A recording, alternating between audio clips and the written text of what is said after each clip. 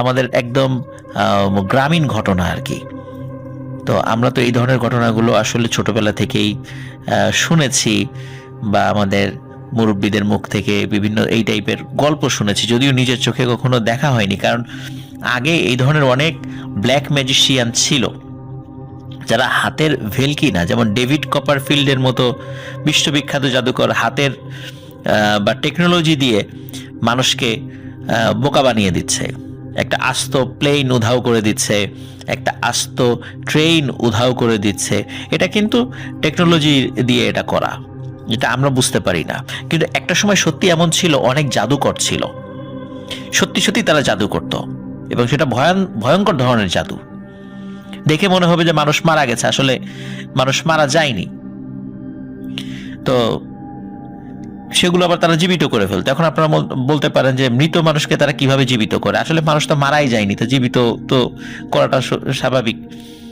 মৃত মানুষকে তো কেউ জীবিত করতে পারবে না।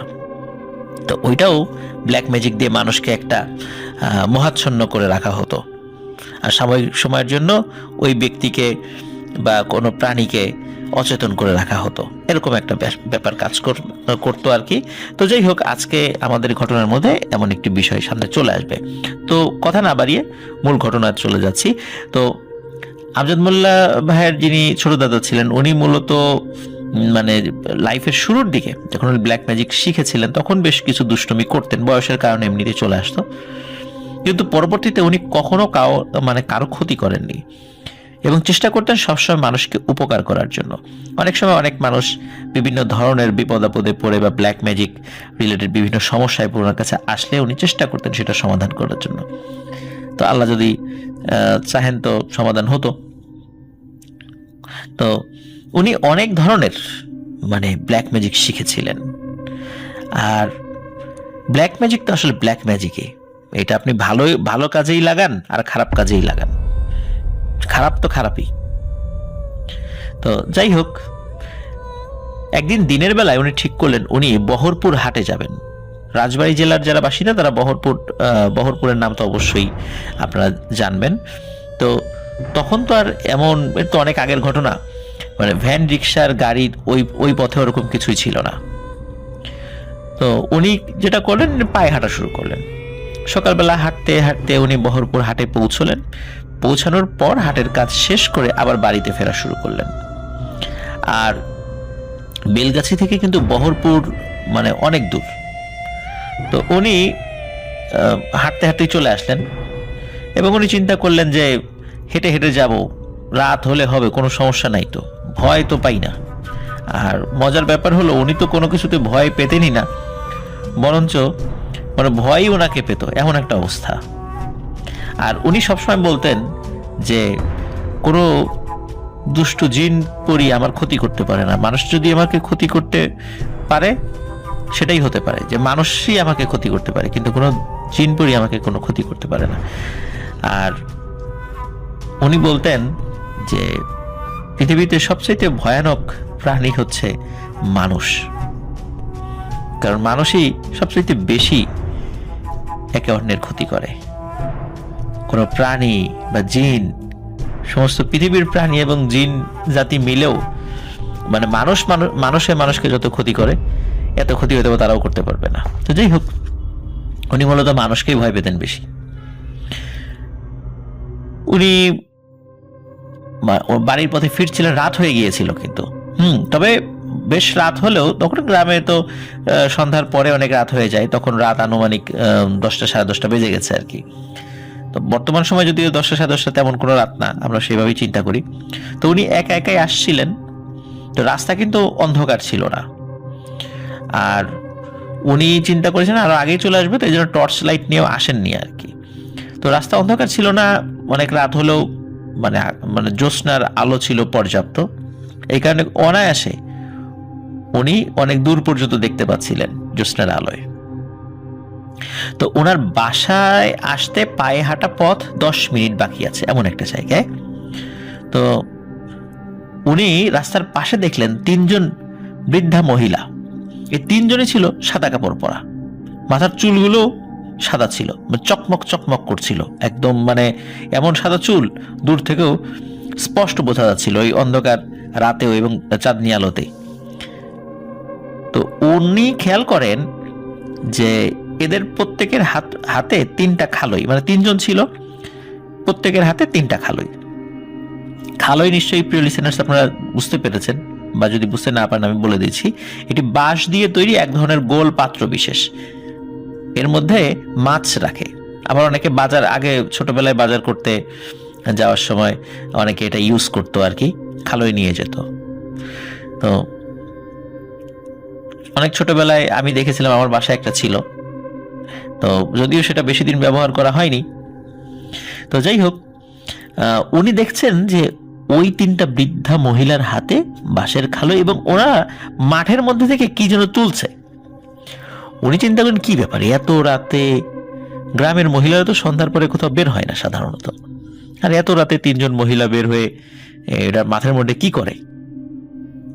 তো উনি একটু দাঁড়িয়ে ভালো করে লক্ষ্য করেন যে আসলে এরা কি করে।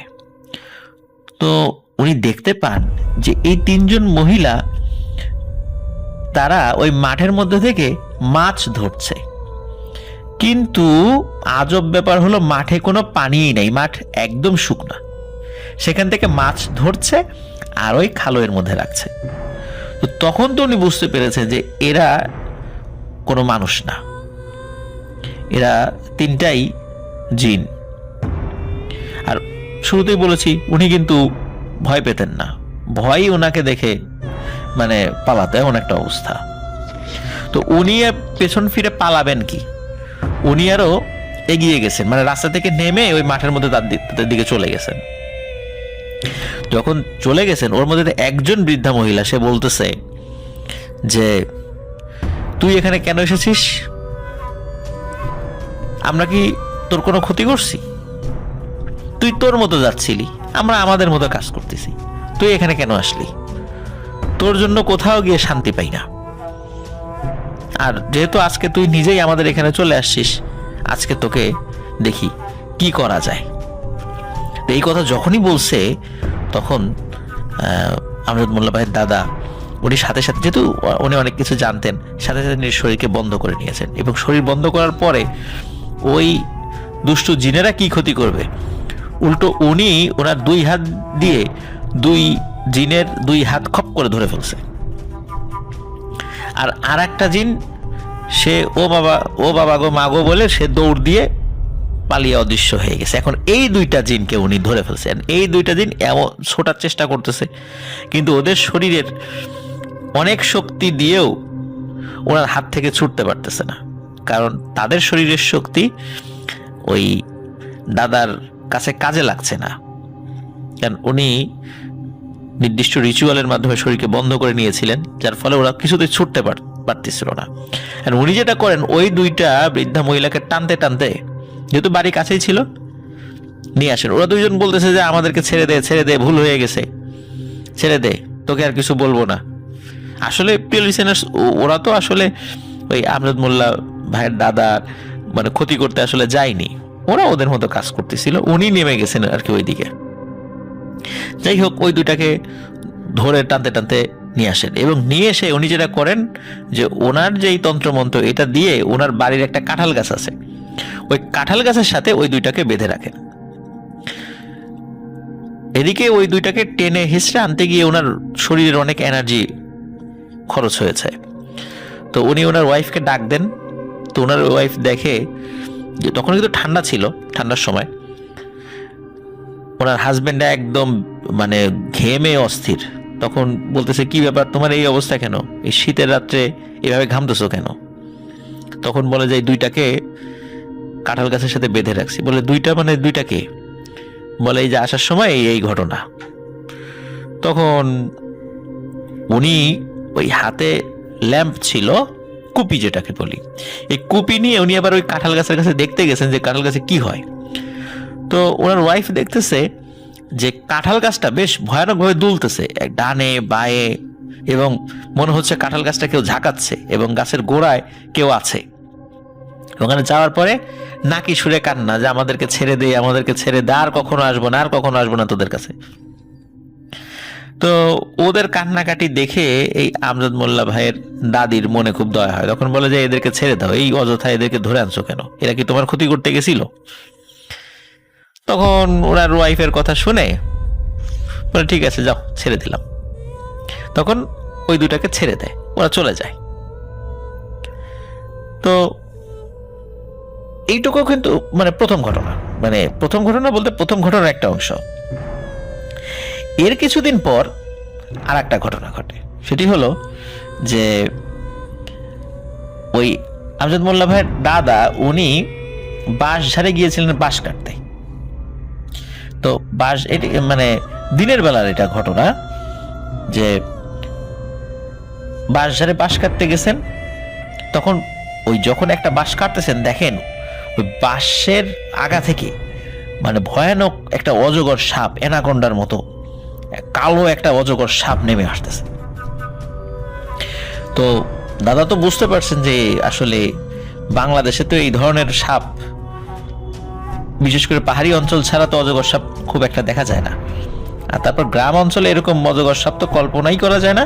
আর বাঁশের আগা থেকে বাঁশের আগায় অজগর সাপ থাকবে কোথায়? এটা কোনো স্বাভাবিক অজগর সাপ নয়। তো উনি যেটি করেন, সাথে সাথে আবার নিজের শরীরকে বন্ধ করে নেন এবং উনি 3টা দাগ দেন ওনার সামনে।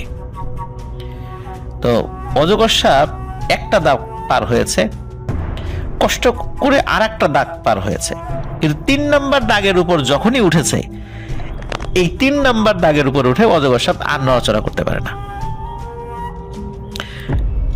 এখন সমস্যা যেটা হলো সেটা হলো যে এই অজগর সাপ, আপনারা বুঝতেই পারছেন যে এটি তো কোনো মানুষ না, এটা জিন। আর সাপের রূপ ধরে জিন এসেছে, আর কোনো মানুষ তো রূপ চেঞ্জ করতে পারে না স্বাভাবিকভাবেই, জিন যেহেতু ইচ্ছাধারী। এখন যেহেতু দিনের বেলা, সে তো তার সুরত ধরে এসেছে, এখন ওই দাগের উপর এসে সেটা তার রূপকে চেঞ্জ করতে পারতেছে না। মানুষ যদি চলে আসে এখন, তখন ও আর কখনোই নিজের রূপকে পরিবর্তন করতে পারবে না। আর গ্রামের মানুষ আসলে তো ওকে পিটিয়ে মেরে ফেলবে। সে সাপ হয়েও এমন করুণ দৃষ্টিতে আমজাদ মোল্লা ভাইয়ের দাদার দিকে তাকিয়েছিল, ওই সাপের চোখের ওই করুণ দৃষ্টি ওনার মানে মনে দয়া সৃষ্টি করে। তখন চিন্তা করেন যে ছেড়ে দেই, অযথা একে রাখলে ও জিন, ও তো মানুষের ক্ষতি করার চেষ্টা করবেই, কিন্তু আমি মানুষ হয়ে তো মানুষের কারো ইচ্ছাকৃতভাবে কারো ক্ষতি আমি করব না, সে মানুষ হোক আর জিনই হোক। তো উনি কি করেন, উনি আবার নির্দিষ্ট রিচুয়ালের মাধ্যম দিয়ে ওই সাপকে ওখান থেকে মুক্ত করে দেন। ওই সাপ কি করে, আস্তে আস্তে আবার ওই বাঁশের মাথা দিয়ে এসেছিল, আবার সে আস্তে আস্তে উপরে উঠে অদৃশ্য হয়ে যায়। ওই দিন রাত্রে আমজাদ মোল্লা ভাইয়ের দাদা একটা স্বপ্ন দেখে যে ওই যে 3জন বৃদ্ধা মহিলা, ওই 3জন বৃদ্ধ মহিলা তার স্বপ্নের মধ্যে এসেছে এবং ওদের মধ্যে থেকে একজন বলছে যে তুই আমাদের দুইবার ছেড়ে দিয়েছিস, তুই মানুষ ভালো, তো এখন থেকে আমরা তোর আর কোনো ক্ষতি করব না বা ক্ষতি করার চেষ্টাও করব না এবং পারতপক্ষে সামনেও আসবো না। যদি কখনো প্রয়োজন হয় আমাদেরকে ডাকবি, তাহলে আমরা যদি পারি উপকার করার চেষ্টা করব। তো এই কথা বলে স্বপ্নের মধ্যে তারা চলে যেতে যায়। তবে ওই সময় ওই স্বপ্নের মধ্যেই আমজাদ মোল্লা ভাইয়ের দাদা বলেন যে ঠিক আছে, যদি কখনো প্রয়োজন হয় তো তোমাদেরকে ডাকবো। তো ওরাও খুশি হয়ে ওই স্বপ্নের মধ্যে বিদায় নেয়। পরে আমজাদ মোল্লা ভাই দাদার ঘুম ভেঙে যায়।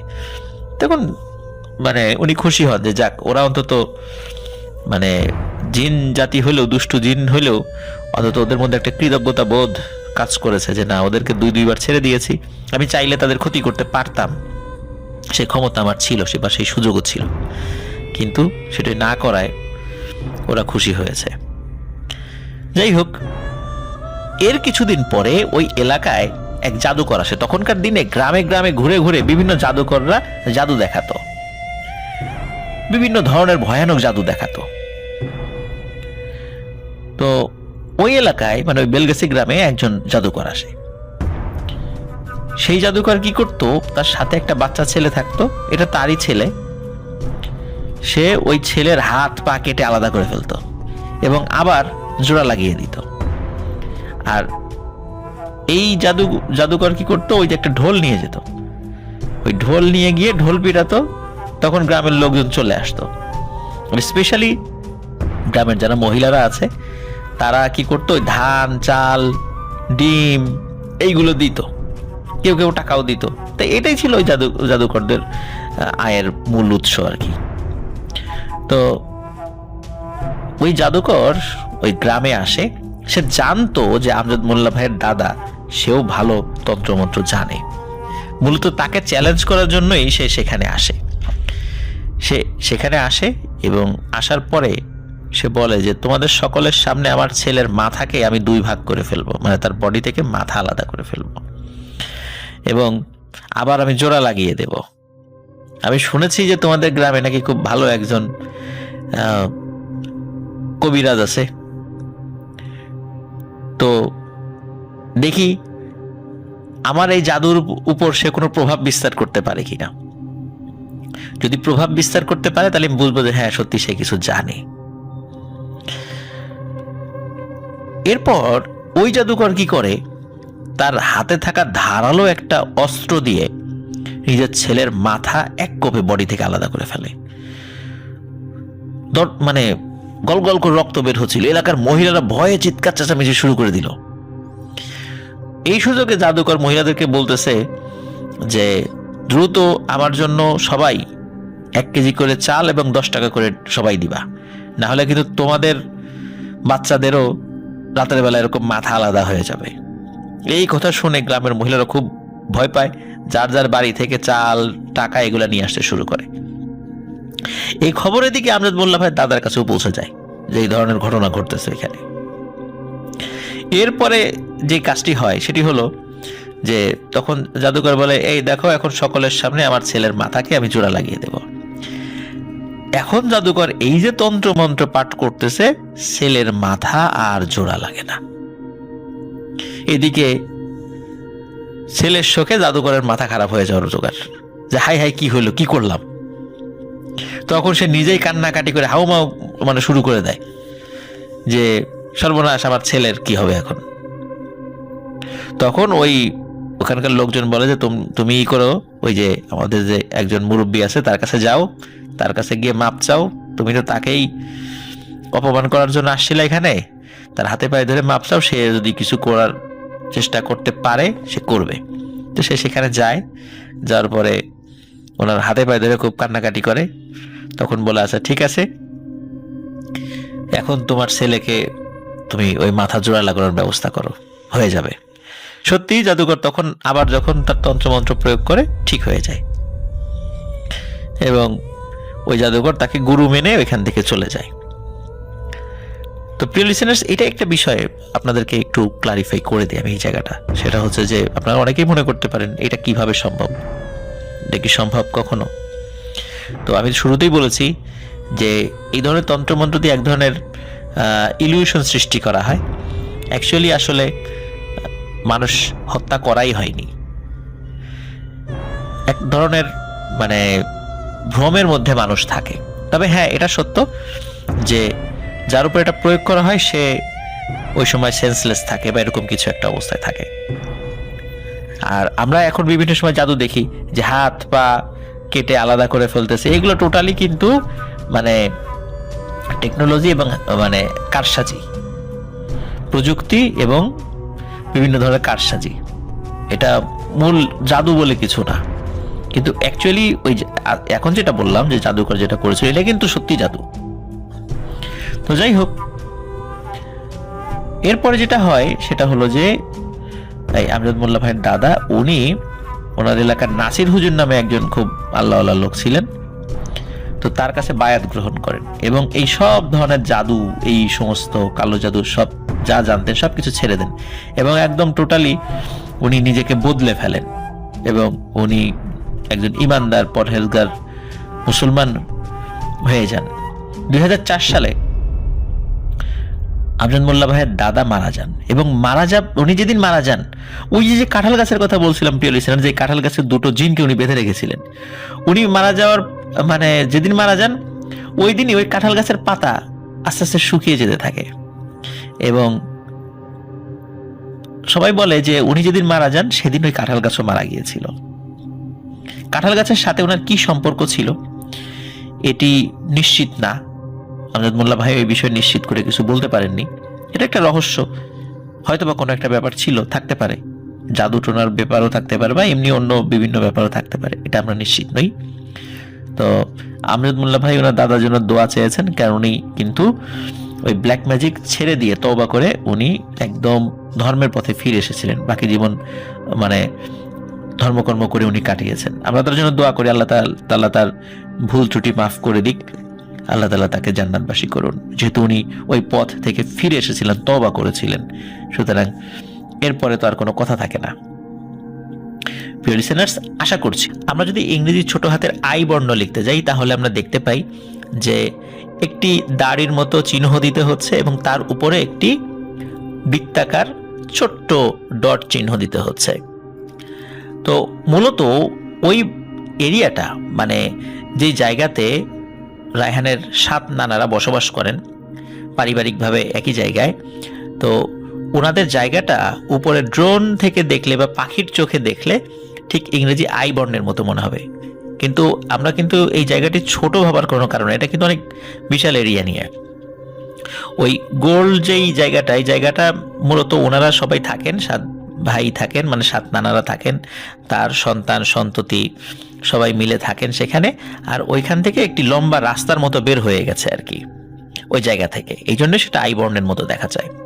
তো রায়হানের যেই 7 নানা, এই 7 নানার মধ্যে 2 নানা ওই রাস্তা দিয়ে মূলত ওই বৃত্তাকার এরিয়াতে ঢোকার সময়ই সামনের দিকে 2 নানা থাকেন, আর অন্য 5 নানা ওনারা পেছন দিকে থাকেন। আর পেছন দিকে মূলত দেখা যাচ্ছে যে অনেক পুরাতন গাছালি, তারপরে ঝোপ জঙ্গল এরকম আছে।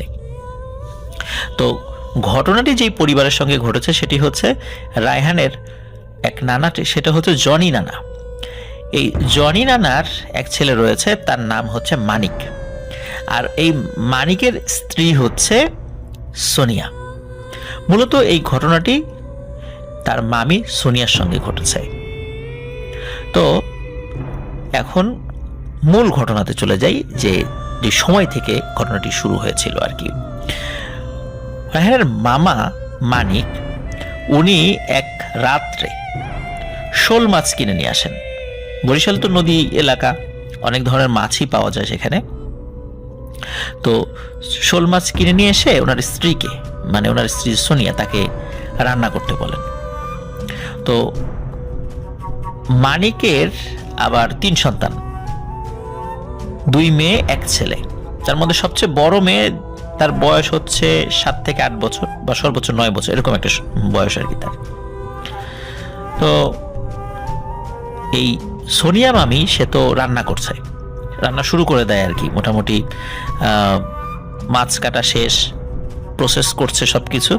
এখন যেহেতু উনি রান্না করছে, তো ছোট বাচ্চারা যাতে ওনাকে বিরক্ত না করে, এই জন্য রায়হানের যে মামা মানিক মামা উনি কি করছেন, ওনার অন্য যে ছোট ছোট 2 সন্তান তাদের সঙ্গে খেলাধুলা করছেন, তাদেরকে ব্যস্ত রাখছেন যাতে মাকে ডিস্টার্ব না করে। আর ওনার যে বড় মেয়ে, সেই বড় মেয়ে তার মাকে রান্নার কাজে সাহায্য করছে। মাছ রান্না শুরু হয়ে যায়, আর চুলা তো লাকড়ির চুলা, বিভিন্ন শুকনো খড়ি দিয়ে দাও দাও করে চুলায় আগুন ধরিয়ে দেয়। রান্নাঘরে কিন্তু আবার ইলেকট্রিসিটি আছে, মানে ওখানে প্রত্যেকটা বাড়িতে ইলেকট্রিসিটি রয়েছে। তো এর মধ্যে কি হয়, হঠাৎ করে বিদ্যুৎ চলে যায়। এখন বিদ্যুৎ যেহেতু চলে গিয়েছে, স্বাভাবিকভাবেই এই সোনিয়া মামি তার যে বড় মেয়ে তাকে বলে যে ঘর থেকে একটি কুপি নিয়ে আসতে, কুপি জ্বালিয়ে এখানে নিয়ে আসতে, বা কুপিটা সাথে করে নিয়ে আসতে, এখানে তো আগুন আছেই, সেখান থেকে ধরিয়ে ফেলবে। তো তার বড় মেয়ে ঘরে চলে যায়, ঘরে গিয়ে সে ঘর থেকে ম্যাচ দিয়ে ওখান থেকে কুপিটা জ্বালায়। কুপিটা জ্বালিয়ে সে রান্নাঘরের দিকে আসছিল।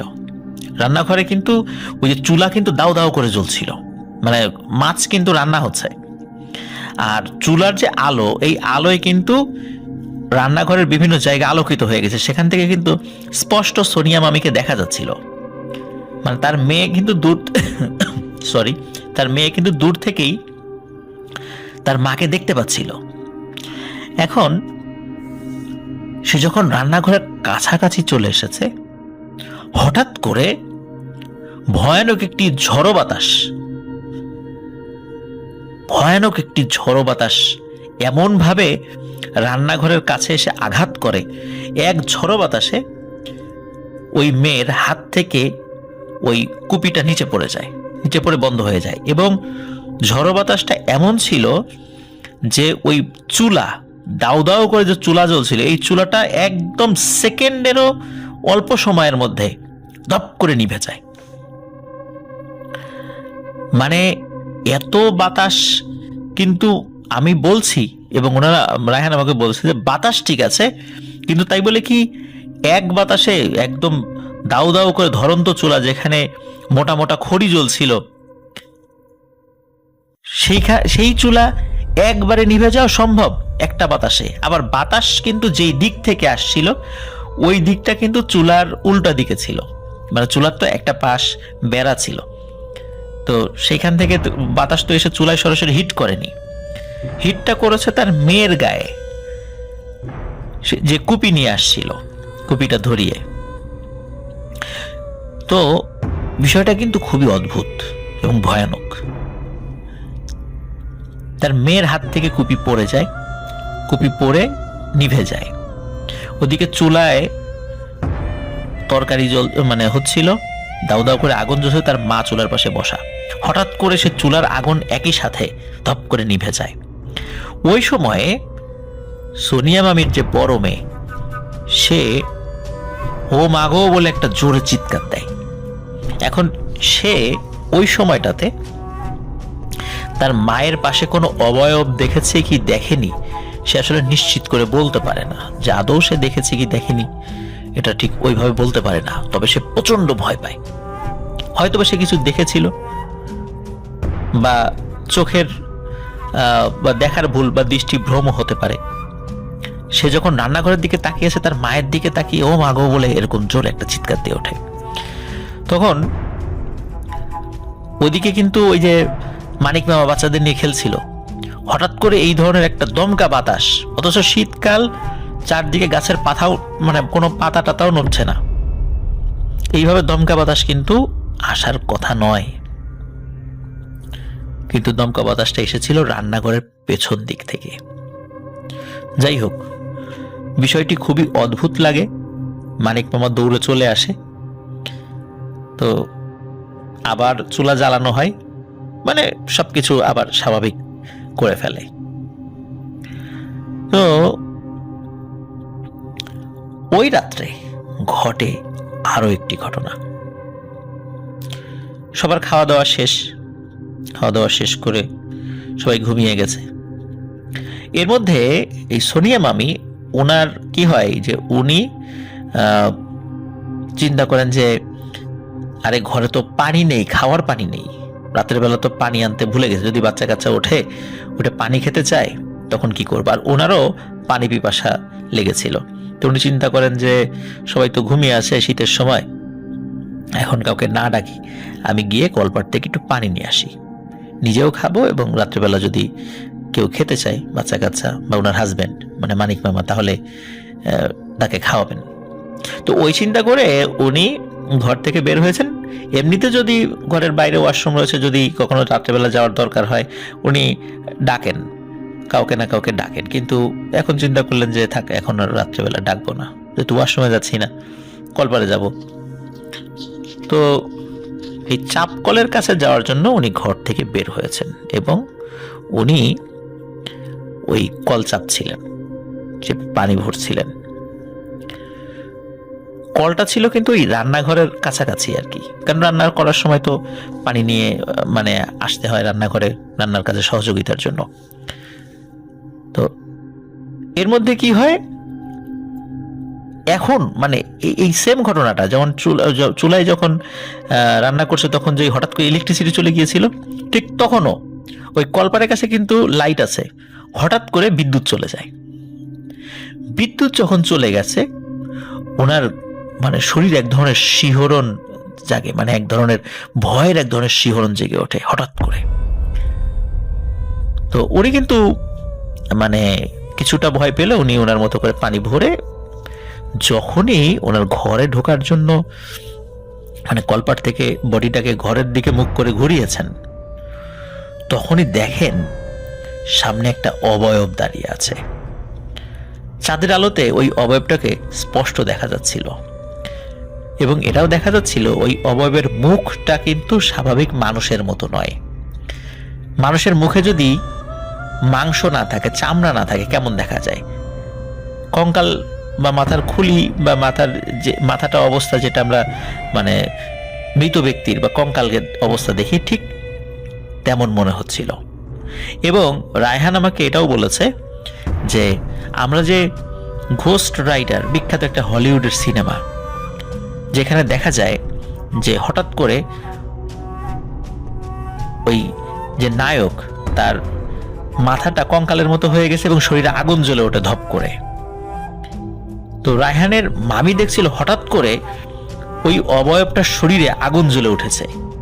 উনি তো আর এরকম ঘোস্ট রাইডার মুভি টুভি দেখেনি কখনো, জাস্ট আমরা যাতে সহজে বুঝতে পারে এই জন্য রায়হান আমাকে বলেছে যে ঠিক এমনটা হুবহু ওরকম না, হয়তো বা ওই রকম আর কি। তো যার সঙ্গে ঘটে সে তো আসলে অত ভালো করে ওই সময় খেয়াল করতে পারে না বা ওরকম সেন্স কাজ করে না। তো যাই হোক, অনেকটা ওইরকম যে হঠাৎ করে ওই অবয়বের শরীরে মনে হচ্ছে আগুন জ্বলে উঠেছে, চারদিক আলোকিত হয়ে গেছে।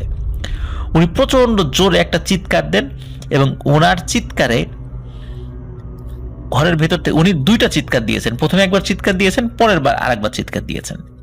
প্রথম চিৎকারটা ওনার হাজবেন্ড শুনতে পায়নি, কারণ তখন তিনি ঘুমিয়েছিলেন, কিন্তু দ্বিতীয় চিৎকারটা শুনতে পেয়েছে। দ্বিতীয় চিৎকারটা শুনে উনি বলে যে কি ব্যাপার, চিৎকার হলো কোথায়? উনি দেখেন ওনার স্ত্রী পাশে নেই। তখন আবার ঘরের দরজা খোলা, তখন উনি ঘর থেকে বাইরে বের হন। ঘর থেকে বাইরে বের হন, তখন কিন্তু ইলেকট্রিসিটি নাই ওই সময়। বাইরে বের হওয়ার পরে উনি দূরে দেখেন চাঁদের আলোতে ওনার স্ত্রী উঠোনে পড়ে আছেন, মানে বারান্দার কাছাকাছি চলে এসেছিলেন। যখন দৌড় দিয়েছিলেন ভয়ে, ওই বারান্দার কাছাকাছি চলে এসেছিলেন, তখন মানে ওইটা দেখে ওনার স্ত্রীকে উদ্ধার করার জন্য উনি নিজে একটা দৌড় দিয়েছেন। ওই দৌড় দিয়ে উনি নিজেও পড়ে যান, পড়ে গিয়ে উনি আবার ব্যথা পান। যাই হোক, পরে উনি ওনার স্ত্রীকে আবার তুলে নিয়ে ঘরে নিয়ে আসেন। ঘরে নিয়ে আসার পরে তাকে আবার জ্ঞান ফিরান। উনি সেন্সলেস হয়ে পড়েছিলেন, জ্ঞান ফিরান। জ্ঞান ফেরানোর পর জিজ্ঞেস করে কি হয়েছে, তখন তিনি বিষয়টা বলেন। তো যাই হোক, তখন বাড়ির অন্য সদস্যরা বলে যে হয়তোবা ভুল টুল দেখেছে বা এরকম কিছু, এইগুলা বলে তাকে সান্ত্বনা দেয়। কিন্তু আসলে তো উনি জানেন যে উনি কি দেখেছেন, তাই না? তো এই ঘটনার পরে আরো একটি ঘটনা ঘটে। সেটি হলো যে এটাই হলো বেশ মারাত্মক একটি ঘটনা। রাত তখন প্রায় মধ্যরাত, রাত 2টো কি 2:30 বাজে। এমন একটা সময় হঠাৎ করে এই মানিক মামা তার ছোট মেয়ের কান্নাকাটিতে তার ঘুম ভেঙে যায়। তিনি ঘুম ভেঙে দেখেন যে তার ছোট মেয়ে বিছানা থেকে নিচে ফ্লোরে পড়ে আছে এবং মনে হচ্ছে তার শরীরে আঘাত লেগেছে, কান্নাকাটি করছে। তখন উনি উঠে বলে, কি ব্যাপার মা, কি হয়েছে, কান্নাকাটি করছো কেন? এই কথা বলতে বলতে উনি পাশ থেকে গড় গড় গড় গড় শব্দ শোনা যাচ্ছে।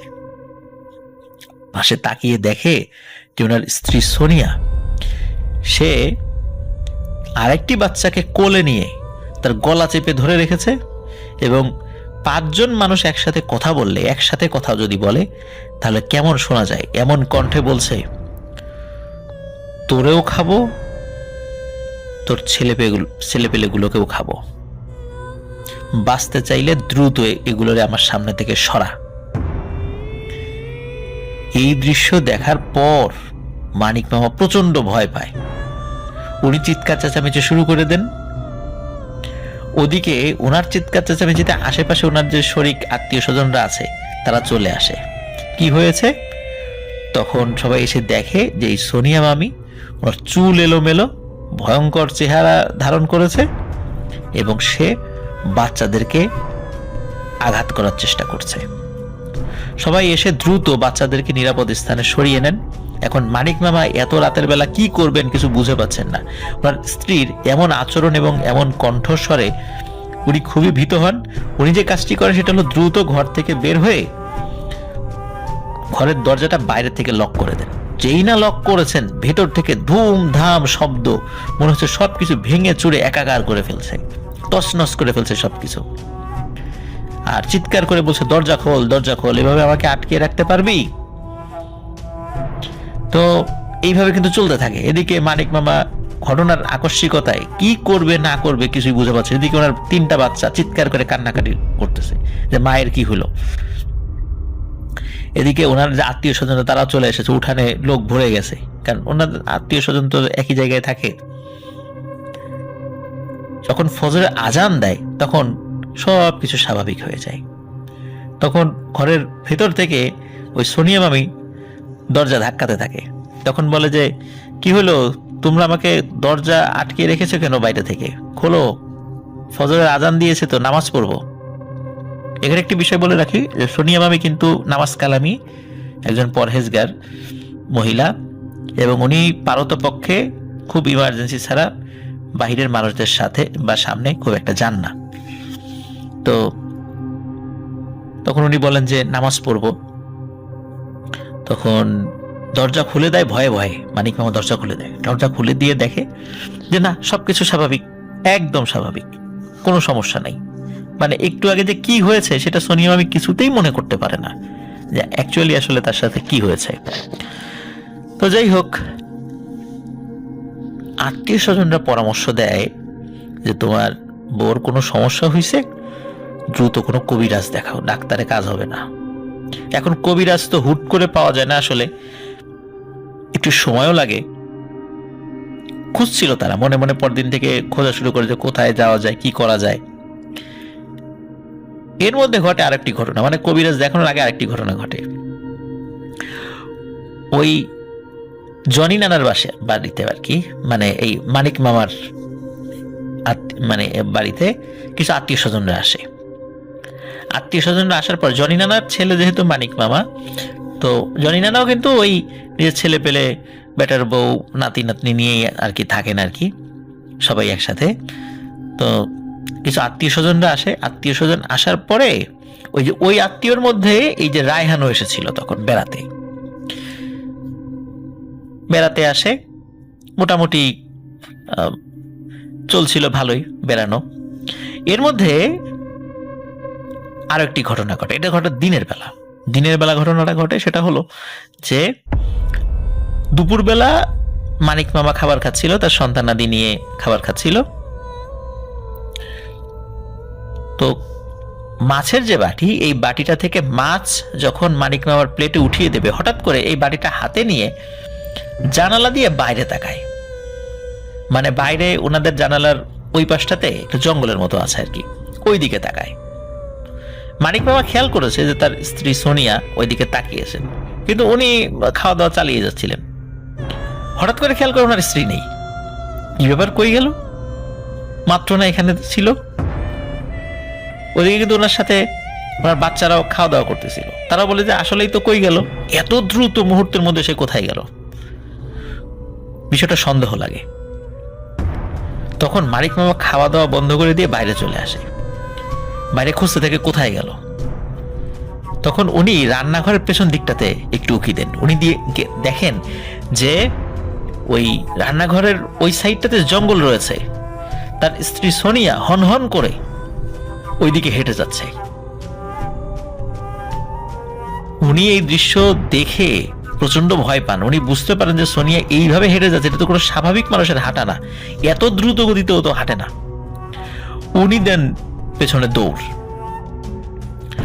উনি দৌড়াচ্ছেন ওনার পেছনে, ওনার স্ত্রীর পিছনে। ওইখানে যে ঘন জঙ্গল আছে, ওই ঘন জঙ্গলের খুব কাছে চলে এসেছে, এবং যখনই জঙ্গলের মধ্যে ঝোপঝাড়ের মধ্যে ঢুকে যাবে এমন সময় উনি ওনার স্ত্রীর গায়ে গিয়ে টাচ করেন পেছন থেকে, মানে হাত টেনে ধরেন। যখনই হাত ধরেছে সাথে সাথে ওই সোনিয়া মামি অজ্ঞান হয়ে পড়ে গেছে ওই জায়গাটাতেই, মানে তার কোনো সেন্স নাই আর। তখন আবার তাকে ধরে নিয়ে আসা হয়। উনি আসলে কিছুই বলতে পারেন না যে কি হয়েছিল, উনি ওই দিকে তাকিয়ে কাকে দেখেছেন উনি বলতে পারেন না। উনি তো বলেন যে আমি তো তরকারি বাড়ছিলাম, তারপরে কি হয়েছে উনি জানে না। যাই হোক, ওই রাতে ঘটে আরো একটি ভয়ানক ঘটনা। সেটি হলো যে সবাই তো আত্মীয় স্বজন আসছে, ওই যে রায়হানরাও আসছে। ওই মানে রাতে ওই রায়হান বলে যে ওই তার মামাকে, মানে মানিক মামাকে বলে যে মামা আজকে তেলাপিয়া মাছ খাবো। তো রায়হানের সাথে কিন্তু তার আর একজন আত্মীয় এসেছে, তিনি আবার একটু বয়স্ক লোক, তিনি আবার মাছ ধরতে খুব পছন্দ করেন। এখন রায়হান মানিক মামাকে বলছে মামা তেলাপিয়া মাছ খাবো, তেলাপিয়া মাছ আনো। তার মামিকে বলে যে ভালো করে তেলাপিয়া মাছ রান্না করো। তো ভালো কথা, মামা তেলাপিয়া মাছ নিয়ে আসে। এদিকে সন্ধ্যার পরে সবাই গল্প গুজব করছে, বেশ ভালোই কথাবার্তা হচ্ছে, যে যেহেতু আত্মীয় স্বজন এসেছে অনেক হাসি তামাশা চলছে। এখন এই যে জনি রানা, যে মানে সোনিয়া মামির শ্বশুর, তো সোনিয়া মামির শ্বশুর জনি নানা উনি আবার মাছ ভাজা খেতে খুব পছন্দ করে। তো সোনিয়া মামি জানে যে তার শ্বশুরের জন্য একটু ভাজা মাছ রেখে দিতে হয়, উনি ভাজা মাছ খেতে খুব পছন্দ করে। এখন ওই জনি নানা ঘরের মধ্যে ছিল, আর উনি বুঝতে পারছিলেন যে তার বেটার বউ সোনিয়া উনি রান্নাঘরে রান্না করছে। উনি চিন্তা করেছেন যে হয়তোবা মাছ, মানে ভাজা মাছ, যেহেতু এখনই তরকারি রান্না করে মাছ একটু ভেজে তাকে দিয়ে যাবে, তো উনি ওই অপেক্ষায় আছেন আর কি, কারণ এটা সবসময় সেটা দেন সোনিয়া মামি। টুকটাক শব্দ হচ্ছে রান্নাঘরে, রান্নার শব্দ, টুংটাং শব্দ হাঁড়ি পাতিলের। হঠাৎ করে মনে হলো যে বেশ খানিকক্ষণ কোনো শব্দ হয় না, আর মাছ পোড়া পোড়া গন্ধ আসে নাকি। কি ব্যাপার, কি হলো?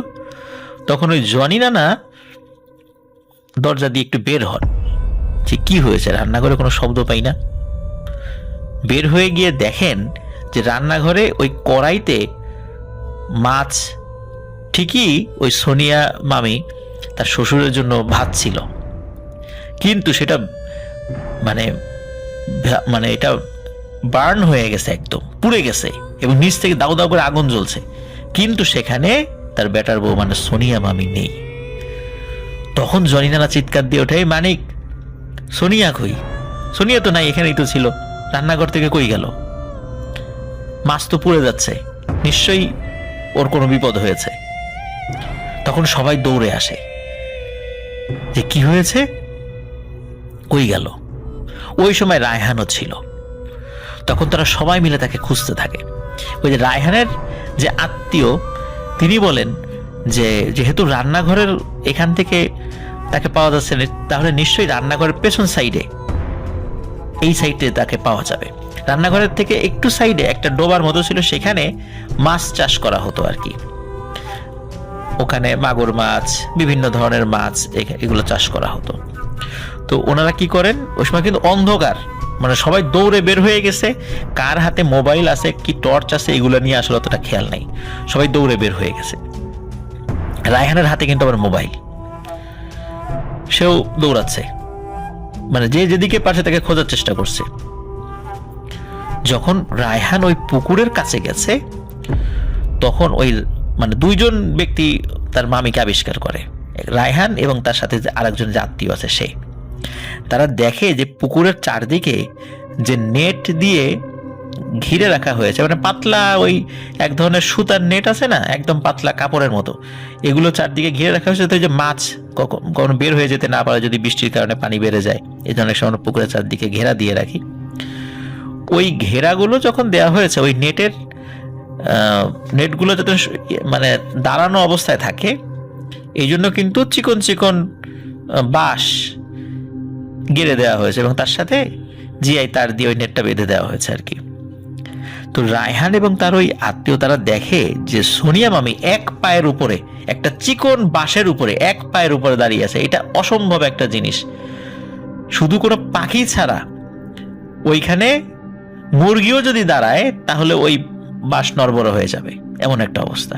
সেখানে সোনিয়া মামি এক পায়ে ওই বাঁশের কঞ্চির উপর দাঁড়িয়ে আছে। তো এই দৃশ্য যখন তারা দেখেছে তখন সবাই মানে তারা চিৎকার দিয়ে এসেছে, অন্য লোকও চলে আসতেছে ওইখানে। তো যখন ওনারা কাছে গেছে, মানে রায়হানা যখন কাছে গেছে, সাথে সাথে সোনিয়া মামি ওইখান থেকে ঠাস করে মাটির উপর পড়ে যায়, মাটির উপর পড়ে অজ্ঞান হয়ে যায়। পরে সেখান থেকে তাকে উদ্ধার করে নিয়ে আসা হয়। প্রিয় লিসেনার্স, একটা মানুষ কি কখনো এত মানে নড়বড়ে একটা জিনিসের উপর দাঁড়াতে পারে? যে নড়বড়ে জিনিসের ছোট একটা 2 বছর বয়সী বাচ্চা ধাক্কা দিলেই পড়ে যেতে পারে? নিশ্চয়ই না। তাহলে এই মানুষটার স্বাভাবিক যে ওজন, সেই ওজনটার কি হলো? সে কি আসলে শূন্যে ভাসছিল? মনে হচ্ছিল তাকে দেখে শূন্যে ভাসছে, কিন্তু রায়হানরা দেখে যে তার পা ওই লাঠিটার উপরে আছে আর কি, কিন্তু এক পা। যাই হোক, তাকে ওখান থেকে উদ্ধার করে নিয়ে আসা হয়। পরের দিন অবস্থা যেহেতু খারাপ হয়ে গেছিল, তো তার বাসার থেকে একটু দূরে একজন